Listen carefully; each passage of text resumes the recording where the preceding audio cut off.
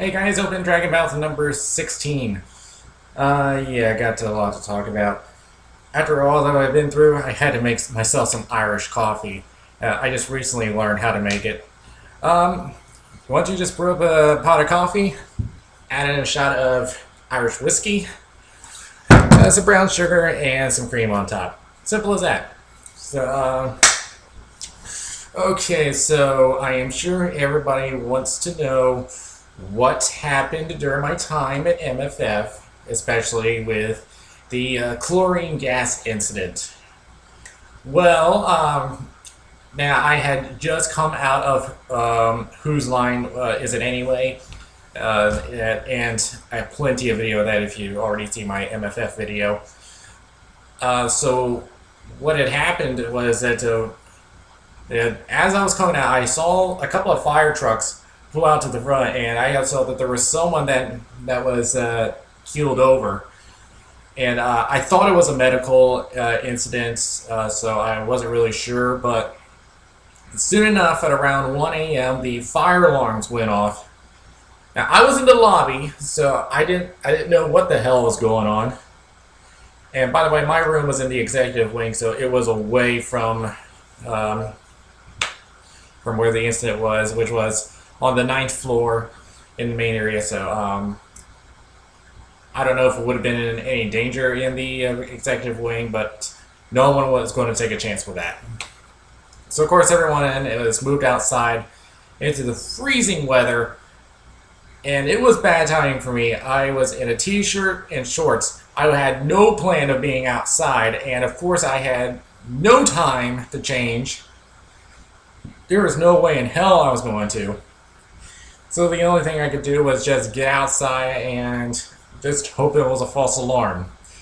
But sure enough, it wasn't. So I had to snuggle into some fursuiters to keep warm. But I eventually went over to the Hilton across the intersection for about 30 minutes to an hour. Everyone eventually was moved over to the convention center across the street where there was a dog show going on. And yeah, everyone, at least most people I've seen took this in good stride. I had seen a few pictures about everyone being stranded without a con to go to. Yeah, it's really, if you see all these pictures that are either posted on Twitter, Facebook, Instagram, whatever, you see these funny captions. If you see, just watch it, they're funny. And yeah, I did see a few tweets saying that there was one hotel that did not accept anyone in for shelter. I think it was Embassy Suites. If this is true, then shame on you guys. You got guys out in the cold that were forced out because of a dangerous situation, and you deny them shelter to keep warm in freezing cold weather. Screw you guys. What else was there? Now, we did eventually get the all clear at around 4:30, and I just went straight to bed right after that. And as I'm walking through, I did catch a small hint of that chlorine, and it is nasty stuff. And I did, as soon as I got home from MFF, I looked all over, and I see a lot of videos on this gas incident. And there was one, I believe, that there were a few that were worried about their friends, and I am sure that there's more of that. I had sent messages out to my friends that were at the con, and I wanted to make sure that they were all right as well. So as much as I like to joke on how this is gas con, refugee con, whatever you want to call it, these videos bring me back to reality that this was a dangerous situation that could have been much worse. Luckily, no fatalities. There were 19 injured. And to my knowledge, I think every one of them has been released from the hospital. To my knowledge, And of course, I did not expect this to reach national news. I did not expect this because I'd first seen this on a British website. Then there was an Australian website on the other side of the world, and then finally they had it on Fox News, MSNBC. I saw it on the CNN webpage. So I'm like, what the hell, man? But I guess if you're in a hotel and there's a gas attack, you start speculating. Now we still do not know who done it, and there's doubt on whether we will catch the guy. But we again stress that if you have any tips, just tell the MFF security on their email. But I do have to thank the Rosemont Fire Department, the police department, everybody who had helped out. They did a spectacular job, and I especially have to give props to the MFF staff. Everyone did a great job on getting everybody out, doing what they're supposed to do, so I commend everybody. And of course, this will not stop me from coming back to MFF. I'm not going to let something like that stop me. Now, before I continue on, just a couple of things I want to talk about about as far as my MFF video.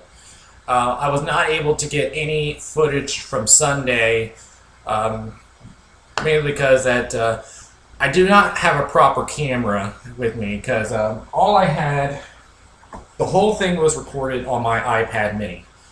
So, yeah, I had someone say in the comments that the resolution was too low. Well, it's simple.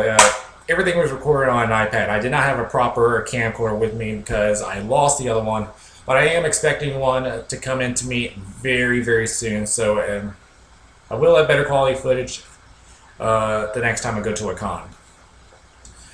Now the other thing is that I did post a little bit of footage to the Ranting Griffin. I did get some with Uncle Kage, but he requested that anyone take a video, not post it. So if you're looking for footage of that, sorry. Yeah, his request. Let's see. Yeah, so yeah, let's move on from MFF. I'm sure everybody's tired of me talking about that.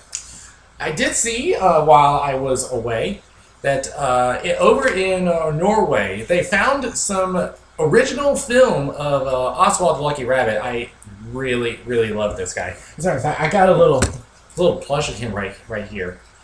I love this little guy. I just wish they would use them a lot more. But they found some original film over in Norway. This was back in 1927, before Mickey was around, and there is some footage that is missing, but they've restored it, and I don't know if we're going to be able to see it, but I do hope to see it. Now, to those of you that don't know much about Oswald, there's only like about 30 plus shorts as far as I know, because Disney only had him for like a year before I think it was Universal that took the rights away from him, as well as his animators.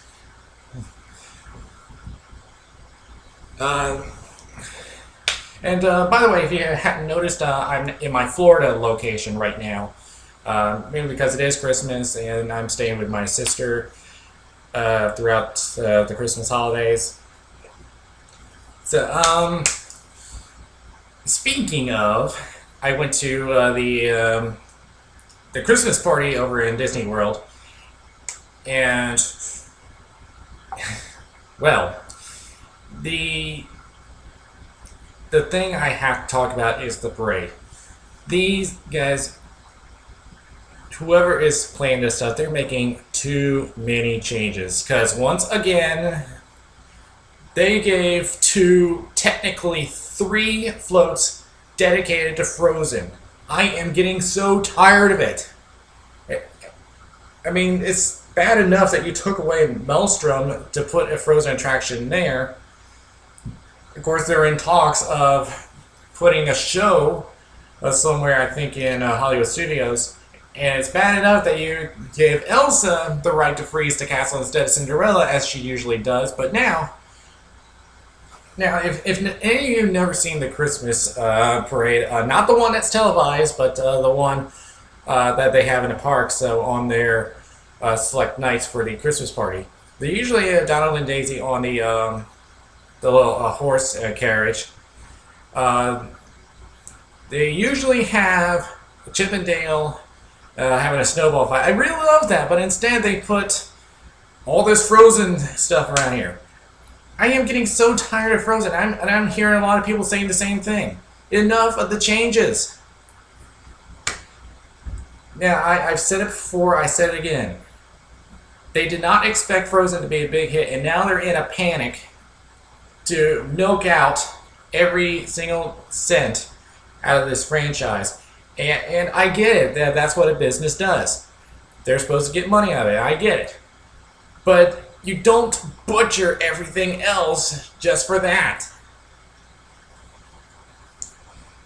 Oh, I'm trying to figure out what else. Well, pretty soon I am going to be taking a look at it. I've never seen the Osborne light show. I hear it is fantastic. So I'm going to try to take some footage of that when I get the chance. Yeah, because everyone else in my family has seen it. I have not seen it, but I hear it is spectacular. And over in Universal, I'm going to be trying to get to the Macy's Christmas parade. Now, I have no idea what's in that one, so yeah, a lot of stuff I have not seen yet, so we'll see what happens. Other than that, I don't think there is anything else. Other than I think there is only one more video for me to do before the year ends, and I'm going to try to do that before New Year's Eve. So I'll try to get that done. But for now, this Dragon's Mouth is now closing.